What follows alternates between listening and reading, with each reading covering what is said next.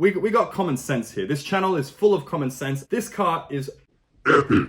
Take a listen.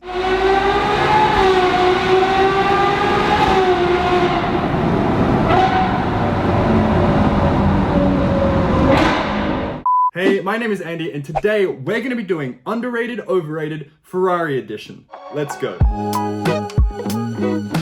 Now, Ferrari makes so many cars, I'm not going to be able to cover all of them in this video. I'm just going to be covering their current model lineup as of 2021. But if you would like me to make a video on some classic Ferrari models, be sure to let me know in the comments below. Now let's kick things off with Ferrari's 2021 entry-level car, which is the Ferrari Roma. The Roma is designed to compete with cars such as the 911 and features a twin-turbocharged front-engine V8. It has 612 horsepower and can reach 0 to 100 in just 3.4 seconds. You could describe the Roma as having, say, a shark nose front end. It's got this like angulated sharp nose, long bonnet, short rear deck. I'm not too much a fan of the rear, but I do think that it is a really cool car and the engine in it is nice. It's a good replacement for the outgoing California model. I feel that this car is a great new addition to the Ferrari lineup. However, its infotainment is a bit crap. Pretty small screen, and it's not as responsive as you might think. And I think that the design is it's quite polarizing. You either love the new Roma or you hate the new Roma. Initially, I didn't like it, but I think that has grown on me, and I have to say that the Ferrari Roma is a correctly rated car. Now, speaking of entry-level Ferraris, we also have the Ferrari Portofino.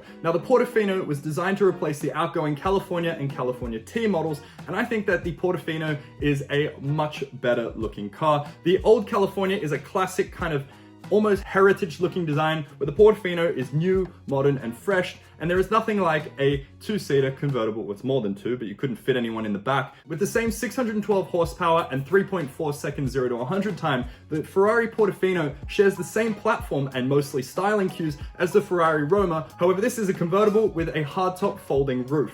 Now, I think that the Portofino is a better car. There's nothing like a convertible Ferrari with a front-engine V8. They're iconic, they're classic, and I think that the Ferrari Portofino is an underrated car. Now, the 488 is a discontinued model, but the 488 Pista is still being manufactured, at least for now. So let's jump in and rate that. I think that the Pista is a really cool car. However, I think in Australia, at least, they go for $1 million, and I don't think the price is quite justified when there are so many better options out there for the price. Now, I know in the States and in Europe, the 488 Pista is a much better price per performance ratio, but for Australian markets, and that's where I live, I think that this car is overrated. It is unfortunate because I love the way this thing looks, I love the way it sounds, I think it's a really cool car, but we got common sense here. This channel is full of common sense, and this car is overrated, especially when a McLaren 720 and now a McLaren 765 can absolutely spank this thing on a track and in a drag race. While the McLaren did the standing quarter mile in 10.4 seconds,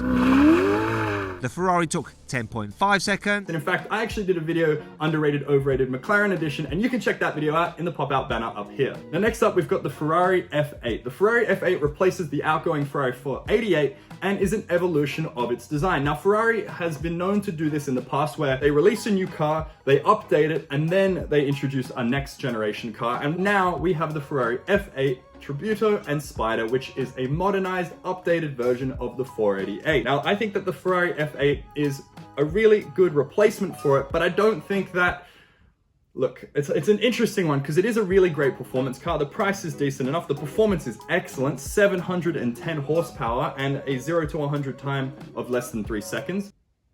I don't know, this one's really tricky. I can't decide on this one. I'm gonna go with overrated just because there are better cars out there for the money. You know the kind of people that it's gonna be bought by. It's gonna be bought by show ponies and posers who buy a Ferrari but have no idea about it. It's not really, look, overrated, and we'll leave it at that. And next up, we've got the Ferrari 812 Superfast and 812 GTS, their signature car, if you will, and straight out of the gate, I gotta say that it's an underrated car. There's absolutely nothing that sounds like a naturally aspirated V12, whether it's a Lamborghini or a Ferrari, and in this case, the 812 Superfast. The V12 engine in this sounds absolutely incredible. Take a listen.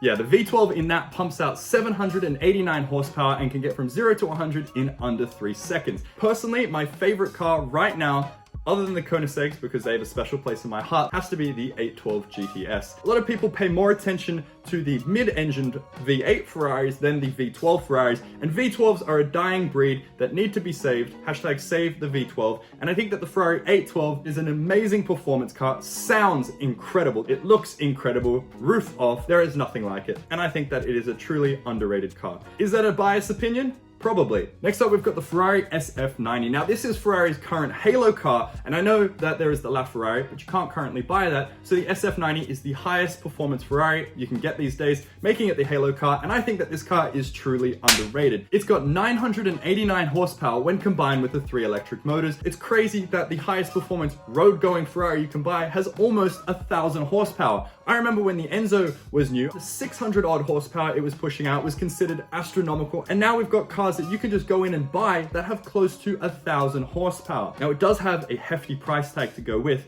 starting at just over 500,000 USD. God, I can't imagine how much this would cost here in Australia, considering a 488 Pista is $1 million, so an SF90 must be $4 billion here.